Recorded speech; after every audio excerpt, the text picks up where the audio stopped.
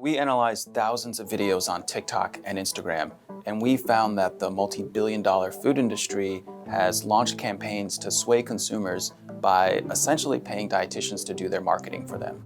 And a lot of this is taking place right out in the open, in people's faces, and it's very effective. We teamed up with The Examination, a new nonprofit newsroom, to investigate. In 2023, the World Health Organization released reports warning people of the health risks of artificial sweeteners, like aspartame, categorizing it as possibly carcinogenic. So the soda industry viewed these reports as a threat to their products and a big problem for their industry.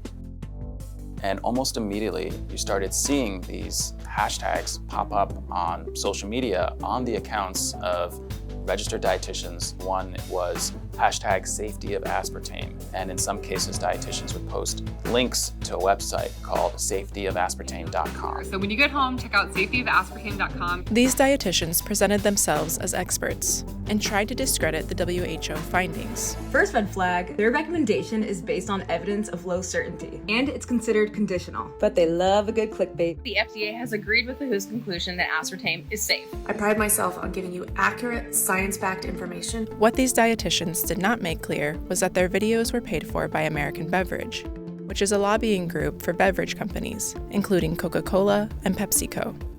As for safetyofaspartame.com, it's also funded by American Beverage. A spokesperson for American Beverage said the campaign was warranted because the U.S. Food and Drug Administration has disagreed with the WHO and said aspartame is safe. One of the other surprising findings for us is that the sugar industry has also turned to dietitian influencers to help them with their marketing.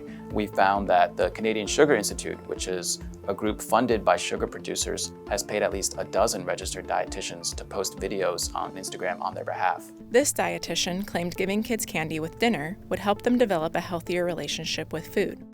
The U.S. Centers for Disease Control and Prevention says too much added sugar can contribute to obesity, type 2 diabetes, and heart disease. Dietitians wouldn't tell us how much they get paid for these videos, but we heard it can range from anywhere from a few $1,000s a video to tens of thousands of dollars a video. I could afford with the money offered to me from Greens Powders, not 1, not 2, not 3, not 4, not 5, not 6, not 7, 8 of these little bags that I've been wanting if I took those deals.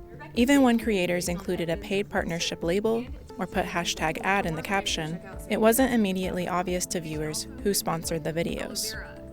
People would post comments like, who's paying for this video? Is this created by the FDA, by the WHO? Is this the soda industry? People had all sorts of questions. And that's a problem because the Federal Trade Commission, which is a federal agency, says that influencers need to post clear and conspicuous disclosures in their ads and in their videos.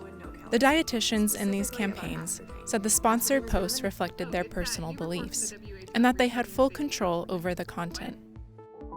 The Academy of Nutrition and Dietetics oversees registered dietitians and has its own code of ethics. It says dietitians should disclose conflicts of interest and avoid accepting gifts that might influence their judgment. But even the Academy is sponsored by the lobbying group American Beverage and Tate & Lyle, which is one of the world's largest producers of high fructose corn syrup. You just have to be a little skeptical, and if someone is delivering a message to you that sounds questionable, then look and see, who might be paying for this message, which is really potentially a thinly veiled ad.